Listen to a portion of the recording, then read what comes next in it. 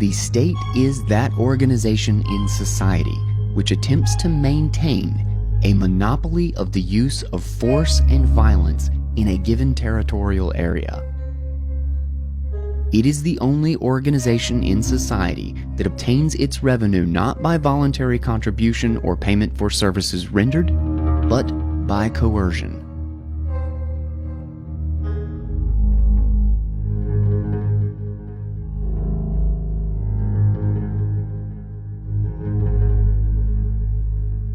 With the rise of democracy, the identification of the state with society has been redoubled until it is common to hear sentiments expressed which violate virtually every tenet of reason and common sense, such as, "We are the government." We must emphasize that we are not the government. The government is not us. The government does not in any accurate sense represent the majority of the people. But even if it did, even if 70% of the people decided to murder the remaining 30%, this would still be murder and would not be voluntary suicide on the part of the slaughtered minority. The useful collective term "we" has enabled an ideological camouflage to be thrown over the reality of political life. If, quote, "we are the government," then anything a government does to an individual is not only just and untyrannical, but also voluntary on the part of the individual concerned. If the government conscripts a man or throws him into jail for dissident opinion, then he is doing it to himself, and therefore nothing untoward has occurred. Under this reasoning, any Jews murdered by the Nazi government were not murdered. Instead, they must have committed suicide, since they were the government, which was democratically chosen. One would not think it necessary to belabor this point, and yet the overwhelming bulk of the people hold this fallacy to a greater or lesser degree. If the government has incurred a huge public debt, which must be paid by taxing one group for the benefit of another, this reality of burden is obscured by saying that, quote, "we owe it to ourselves." Man is born naked into the world, and needing to use his mind to learn how to take the resources given him by nature and to transform them into shapes and forms and places where the resources can be used for the satisfaction of his wants and the advancement of his standard of living. If mankind is left to his own devices, he would settle down and naturally be a capitalist. Capitalism, free markets, laissez-faire, whatever name we might give to the process where property is privately held and mankind goes about his ordinary business, engaging in peaceable, voluntary exchange. Man has found that, through the process of voluntary mutual exchange, the productivity and hence the living standards of all participants in exchange may increase enormously. The only natural course for man to survive and to attain wealth, therefore, is to engage in the production and exchange process. The great German sociologist Franz Oppenheimer pointed out that there are two mutually exclusive ways of acquiring wealth. One, the way of production and exchange, he called the economic means. The other way is simpler, in that it does not require productivity. It is the way of seizure of another's goods or services by the use of force and violence. This is the method which Oppenheimer termed the political means to wealth. It should be clear that the peaceful use of reason and energy in production is the natural path for man, the means for his survival and prosperity on earth. It should be equally clear that the coercive, exploitive means is contrary to natural law. It is parasitic, for instead of adding to production, it subtracts from it. The political means siphons production off to a parasitic and destructive individual or group, and this siphoning not only subtracts from the number producing, but also lowers the producer's incentive to produce beyond his own subsistence. In the long run, the robber destroys his own subsistence by dwindling or eliminating the source of his own supply. We are now in a position to answer more fully the question, what is the state? The state, in the words of Oppenheimer, is the organization of the political means. It is the systematization of the predatory process over a given territory. For crime, at best, is sporadic and uncertain. The parasitism is ephemeral, and the coercive parasitic lifeline may be cut off at any time by the resistance of the victims. The state provides a legal, orderly, systematic channel for the predation of private property. It renders certain, secure, and relatively, quote, peaceful the lifeline of the parasitic caste in society. Since production must always precede predation, the free market is anterior to the state. The state has never been created by a, quote, social contract. It has always been born in conquest and exploitation.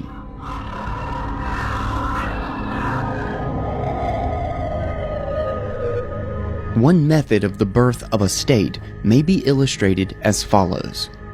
In the hills of southern Ruritania, a bandit group manages to obtain physical control over the territory, and finally, the bandit chieftain proclaims himself king of the sovereign and independent government of South Ruritania. And if he and his men have the force to maintain this rule for a while, lo and behold, a new state has joined the family of nations, and the former bandit leaders have been transformed into the lawful nobility of the realm.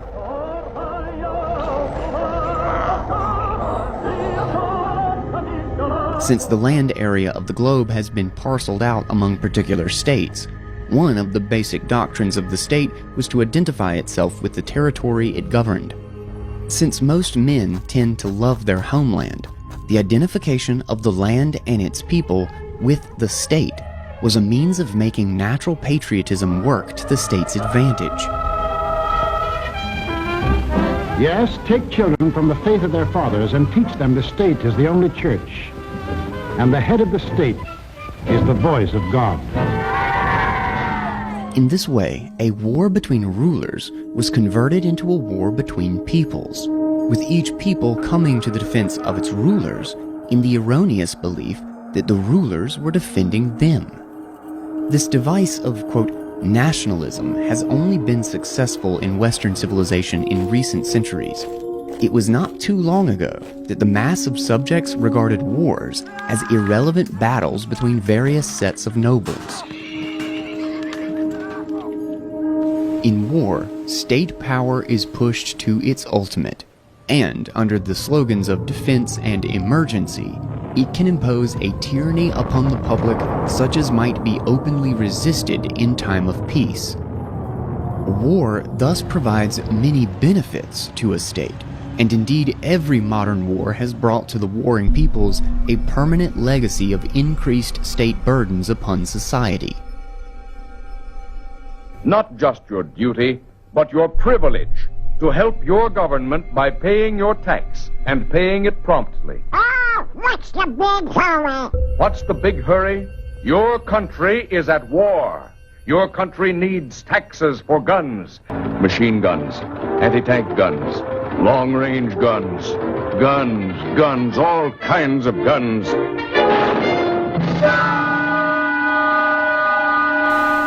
Through the centuries, men have formed concepts designed to check and limit the exercise of state rule.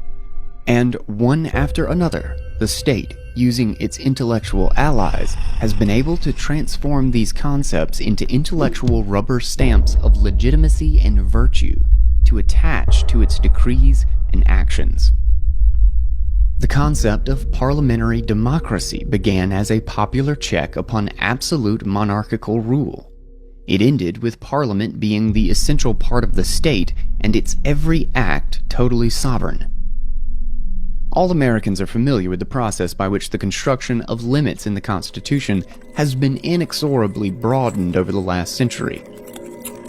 The state has, in the process, largely transformed judicial review itself from a limiting device to yet another instrument for furnishing ideological legitimacy to the government's actions. The state has invariably shown a striking talent for the expansion of its powers beyond any limits that might be imposed upon it. Since the state necessarily lives by the compulsory confiscation of private capital, and since its expansion necessarily involves ever greater incursions on private individuals and private enterprise, we must assert that the state is profoundly and inherently anti-capitalist. In a sense, our position is the reverse of the Marxist dictum that the state is the executive committee of the ruling class in the present day, supposedly the capitalists. Instead, the state, the organization of the political means, constitutes and is the source of the ruling class, and is in permanent opposition to genuinely private capital.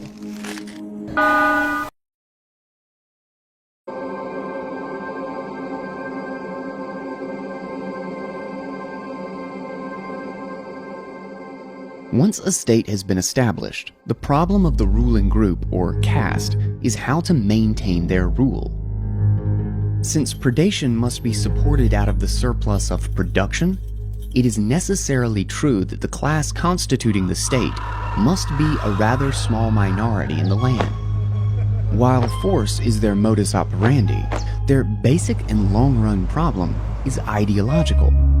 For in order to continue in office, any government must have the support of the majority of its subjects.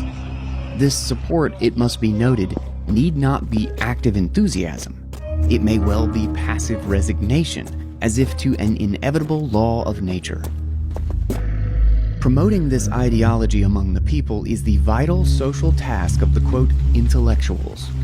For the masses of men do not create their own ideas, or indeed think through these ideas independently.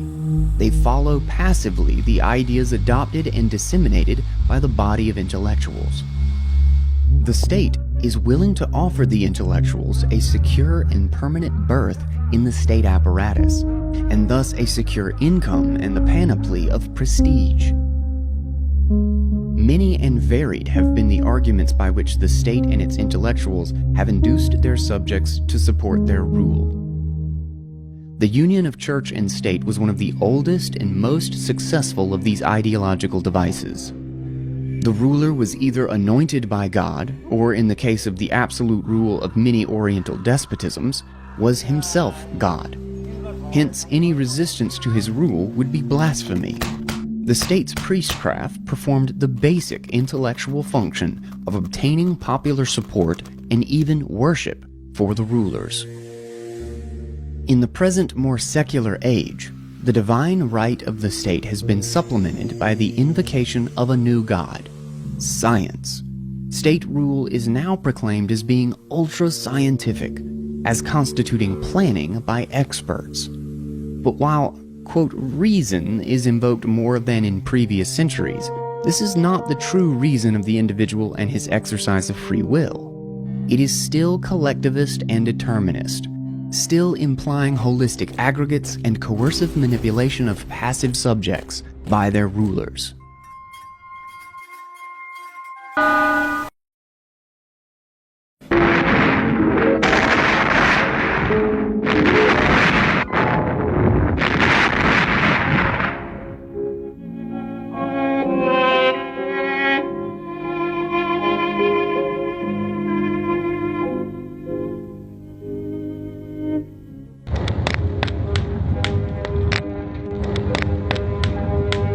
Only those who know nothing of any time but their own, who are completely in the dark as to the manner of powers behaving through thousands of years, would regard these proceedings as the fruit of a particular set of doctrines.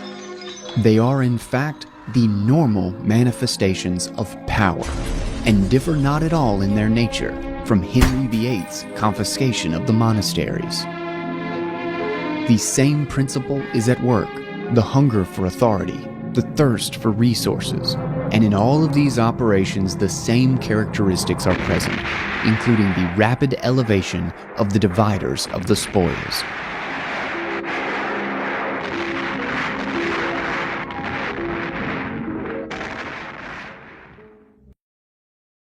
Stripped of its academic jargon, the welfare state is nothing more than a mechanism by which governments confiscate the wealth of the productive members of a society to support a wide variety of welfare schemes.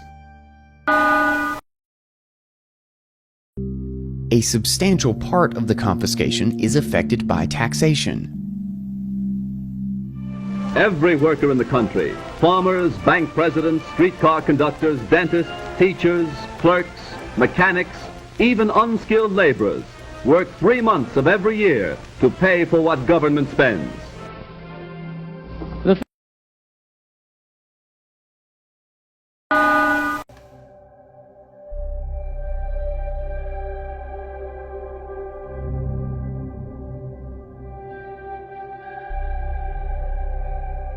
Just as the two basic and mutually exclusive interrelations between men are peaceful cooperation or coercive exploitation, production or predation, Albert J. Nock happily termed these contesting forces social power and state power. So the history of mankind may be considered as a contest between these two principles. If the 17th through the 19th centuries were, in many countries of the West, times of accelerating social power and a corollary increase in freedom, peace, and material welfare, the 20th century has been primarily an age in which state power has been catching up, with a consequent reversion to slavery, war, and destruction. In this century, the human race faces once again the virulent reign of the state now armed with the fruits of man's creative powers, confiscated and perverted to its own aims. Thank you and good night. Of all the numerous forms that governments have taken over the centuries, of all the concepts and institutions that have been tried, none has succeeded in keeping the state in check. Perhaps new paths of inquiry must be explored if the successful, final solution of the state question is ever to be attained. I think if you take away the government's ability to expand the monetary base, given enough time, the rest of the issues sort themselves out, because it realigns the incentives back to sound economics, back to fairer participation in an actually productive society. So I think if you could take away the government's ability to print wealth, because we're always going to have organizations that are in charge. There's always going to be somebody that has more power than you. And as much as I'd love to see an anarcho-capitalist society exist, Galt's Gulch, so to speak, if it were to happen tomorrow, right, the power vacuum would be enormous, and we might end up in a worse place than we are today. That said, if I could hit the button and just simply stop the ability of the governments to create money and finance debt, I think that a lot of the problems would sort themselves out within a generation.